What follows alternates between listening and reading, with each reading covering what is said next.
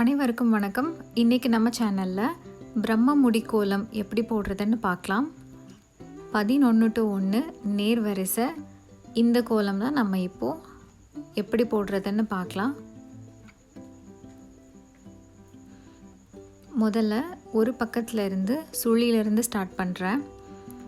ஒரு லைனை எடுத்துகிட்டு அந்த லைன் எங்கெங்கெல்லாம் போகுதோ அதை ஃபாலோ பண்ணி போய் இந்த கோலத்தை கம்ப்ளீட் பண்ண போகிறோம்.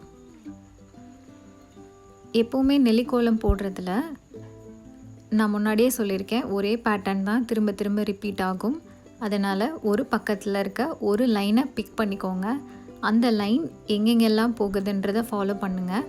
அடுத்த பக்கத்தில் இருந்து அதே லைன் அதே பேட்டர்னில் தான் கண்டினியூ ஆகும். அதனால் ஒரு பக்கமாக நம்ம கம்ப்ளீட் பண்ணிகிட்டே போகலாம். இதுக்கு ஏன் பிரம்ம முடி கோலம்னு பேர் வந்துச்சுன்னா, பிரம்ம முடிங்கிறது என்னென்னா ஆரம்பமும் முடிவும் ஒன்றே தான்.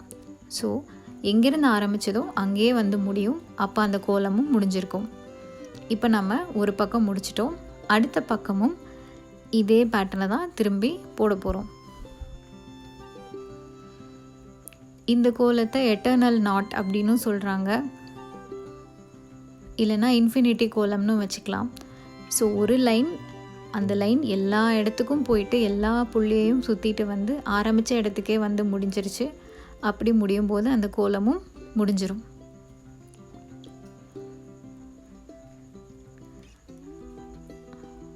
இப்போ பார்த்திங்கன்னா நம்ம முதல்ல போட்ட அதே பேட்டர்ன் தான் அந்த பக்கத்துலேருந்து நான் போட்டிருக்கேன், அடுத்த பக்கத்துலேருந்து போட்டிருக்கேன். ஸோ இதே மாதிரி நம்ம 4 பக்கமும் ரிப்பீட் பண்ணணும். இந்த மாதிரி கோலம் போடும்போது நம்மளோட கான்சன்ட்ரேஷன் ரொம்ப இம்ப்ரூவ் ஆகும். நம்மளோட ஹெல்த்துக்கும் ரொம்ப நல்லது. ஏன்னா நம்ம மார்னிங் இது ஒரு எக்ஸசைஸ் மாதிரியே கூட நம்ம பண்ணலாம்.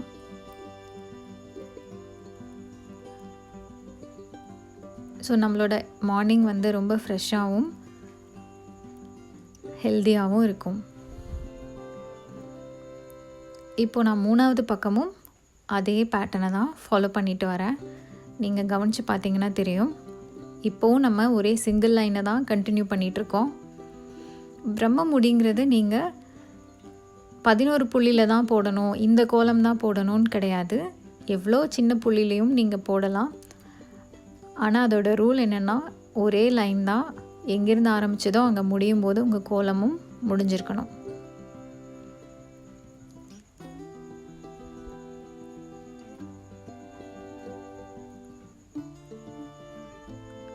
மூணாவது பக்கம் முடிஞ்சது. இப்போது 4வது பக்கம் அதே பேட்டர்னை ரிப்பீட் பண்ண போகிறோம்.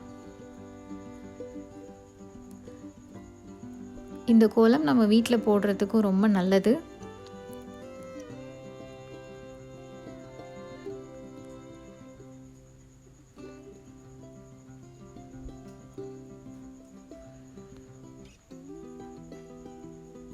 மொத்தமாக பார்க்குறதுக்கு, ரெஃபரன்ஸ் இமேஜில் பார்க்குறதுக்கு உங்களுக்கு அது குழப்பமாக இருந்தாலும், போடும்போது நீங்கள் ஒரே லைனை ஃபாலோ பண்ணி அந்த லைன் எங்கெங்கெல்லாம் போகுதுன்றதை ஐடென்டிஃபை பண்ணிவிட்டு அதுக்கப்புறம் ஒரு ப்ராக்டிஸ் எடுத்து பண்ணி பார்த்துட்டு அதுக்கப்புறம் நேரடியாக போட்டிங்க அப்படின்னா சிம்பிளாக ஈஸியாக முடிஞ்சிடும்.